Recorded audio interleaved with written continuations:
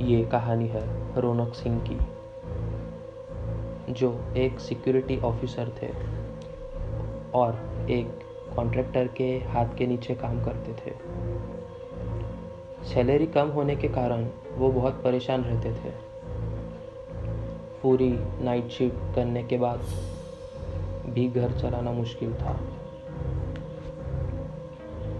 पैसे नहीं थे, बहुत परेशान रहते थे।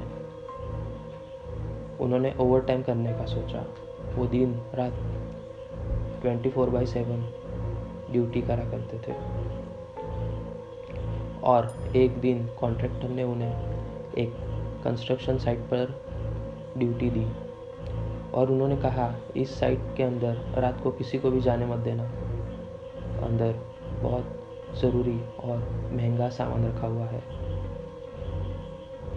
सिक्योरिटी ने ठीक है कहा और अंदर किसी को नहीं जाने दूंगा, ऐसा वादा किया। और फिर रात को 12 बजे वहाँ पर एक तांत्रिक आया। तांत्रिक बहुत दूर से आया था और बहुत थका हुआ था। तांत्रिक ने कहा, मुझे विश्राम करना है। विश्राम करने के लिए इस शहर में कहीं जगह नहीं है। आसपास बहुत लोग रह रहे हैं। कृपया करके मुझे एक दिन आपके इस साइट पर रहने दीजिए। सिक्योरिटी ऑफिसर ने कहा, नहीं, मैं आपको यहाँ नहीं रहने दे सकता। तांत्रिक ने कहा, मुझे रहने दीजिए प्लीज़। उन्होंने बहुत रिक्वेस्ट की। दोनों में बहुत बहस चल रही थी ये बात को लेकर। और फिर तांत्रिक ने अपनी बात मना ही ली। रौनक को कहा, मैं सुबह 3 बजे उठकर यहाँ से चला जाऊँगा। और फिर रौनक ने भी हाँ कह दिया, क्योंकि उनका कॉन्ट्रैक्टर सुबह 8 बजे आता था। कॉन्ट्रैक्टर को कुछ पता नहीं चलता। और फिर तांत्रिक अंदर जाकर सो गए। और फिर तांत्रिक सुबह 3 बजे उठे। 3 बजे मतलब ना सुबह ना रात, बीच का समय। 3 बजे उठे और तब ये रौनक ईमानदारी से अपनी ड्यूटी कर रहा था। वो सोया भी नहीं था, वही खड़ा था और अपनी ड्यूटी कर रहा था, यहाँ वहाँ देख रहा था। तांत्रिक ने उसे खुश होकर कहा कि आपने मेरी बहुत मदद की और मुझे विश्राम करने के लिए यहाँ जगह दी। इसके लिए बहुत बहुत धन्यवाद। मांगो, आप क्या मांगना चाहते हो? रौनक सिंह ने कहा, आप मुझे कुछ नहीं दे सकते। मैं पहले से ही बहुत परेशान हूँ। मेरी आर्थिक स्थिति बहुत ख़राब है। दिन रात मेहनत करने के बाद भी घर नहीं चल पा रहा है। मेरी बीवी भी इसके बारे में सोचकर बहुत परेशान रहती है। तांत्रिक ने कहा, मैं आपकी मदद कर सकता हूँ। आपने मुझे यहाँ रात भर सोने के लिए जगह दी। इसके बदले में मैं आपको एक ऐसी पिशाचनी दूंगा जिससे आपकी सारी मुसीबत दूर हो जाएगी। लेकिन उसकी 3 शर्तें हैं। क्या आपको वो मंजूर है? रौनक सिंह ने कहा, क्या शर्तें हैं? पहली शर्त, आपको उस पिशाच से शादी करनी होगी। दूसरी शर्त, वो जो भी बोलेगी वो आपको सुनना होगा। तीसरी शर्त, रात को आपको अपनी पत्नी को छोड़कर इसके साथ बेडरूम में सोना होगा।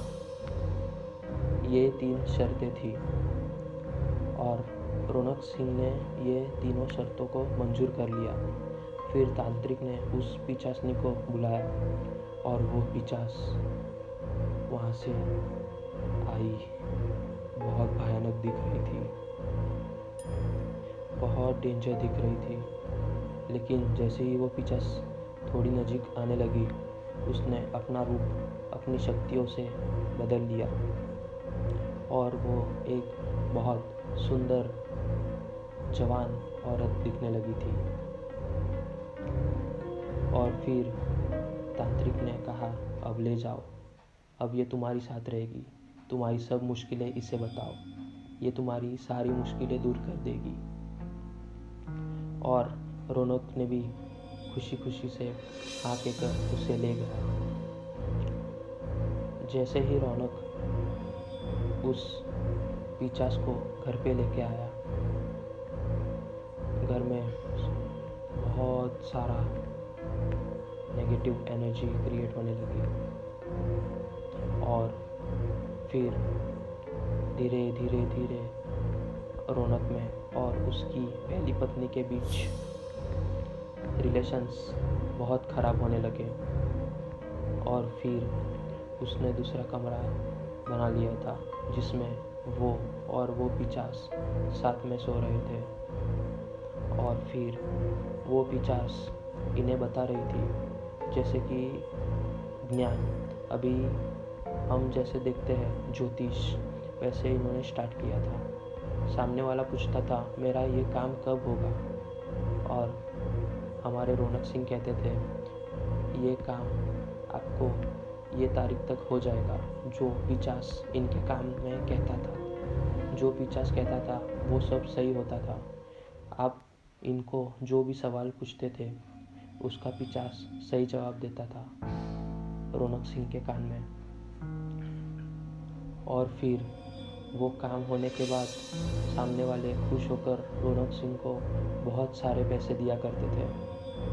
और धीरे धीरे धीरे धीरे रौनक सिंह का लालच बढ़ने लगा और वो इतना पैसे की तरफ लालची होने लगा कि वो पिचास को इग्नोर करने लगा, वो उसे अनदेखा करने लगा। और फिर एक दिन किसी ने उसे सवाल पूछा और जिसका जवाब पिचास ने इसके कान में नहीं दिया। और फिर उसे बहुत गुस्सा आया और वो पिचास को बहुत सारा उल्टा सीधा बोलने लगा।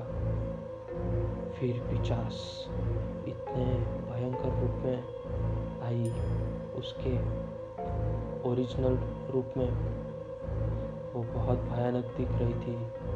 उसने इसे टॉर्चर करना स्टार्ट कर दिया। वो इसके कान में आकर बहुत ज़ोर से चिल्लाती थी। और जब ये खाने बैठता था तब इसकी प्लेट उठा के फेंक देती थी। ये कुछ भी खाने को ले उसे यहाँ वहाँ कुछ ना कुछ बहाने से घिरा देती थी। और उसकी जो पत्नी थी उसको भी एक दिन पिचास ने सीढ़ियों पर से जोर से धक्का मार दिया था और वो नीचे गिरकर वहीं पे पैरालिसिस में आ गई थी।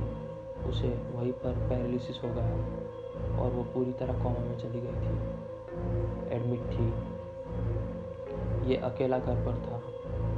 अब इसे कौन बचाएगा? ये और वो पिचास दोनों साथ में रह रहे थे। वो पिचास इसे पूरी तरह टॉर्चर कर रही थी, बहुत परेशान कर रही थी, बहुत तकलीफ दे रही थी, क्योंकि ये रौनक सिंह ने पिचास से किया हुआ वादा तोड़ा था। उसने कहा था कि दूसरी शर्त में कि वो इसे कभी इग्नोर नहीं करेगा, इसकी हर बात सुनेगा, लेकिन उसने ऐसा नहीं किया था। और फिर उसका ही ये दंड भोग रहा था। और फिर जैसे ही इसकी वाइफ होश में आई, उसे सब पता चल गया था कि हमारे घर में किसी बहुत बुरी आत्मा का साया है। और उसने जाकर अपने पंडित जी से इस बारे में बात की थी कि हमारे घर में कुछ ऐसा आया है जो मेरे पति के साथ मुझे भी परेशान कर रहा है और उसने ही मुझे ऊपर से धक्का मारा है। पंडित जी ने कहा, आपके घर में एक बहुत खूंखार पिचास की आत्मा है जो अब आपके पति को नहीं छोड़ेगी। उसने उसके साथ शादी कर ली है। फिर पंडित जी ने कहा, इसका सिर्फ एक ही उपाय है। उन्होंने कहा कि ये काली माता का दीवा, ये दिया लेके जाओ और वो पिशाच के ऊपर डाल देना। जला हुआ दिया, काली माता का नाम लेके ये जला हुआ दिया उस पिशाच के ऊपर डाल देना।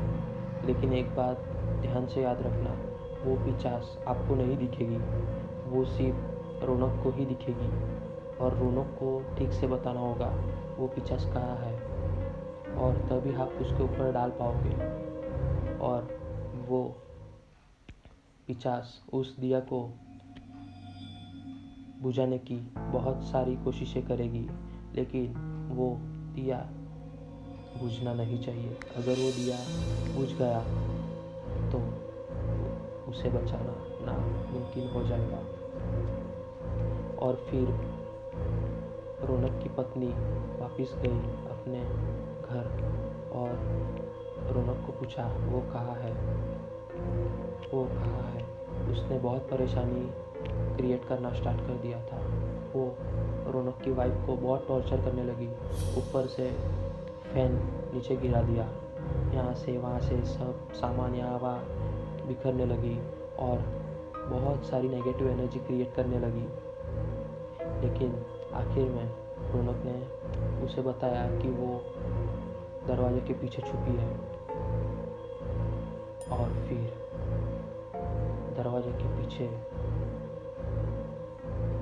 रौनक की वाइफ ने काली माता का जलता दिया डाल दिया और उस पिशाच को जला दिया। वो पिशाच उस काली माता के पवित्र दिए की अग्नि में जल गई।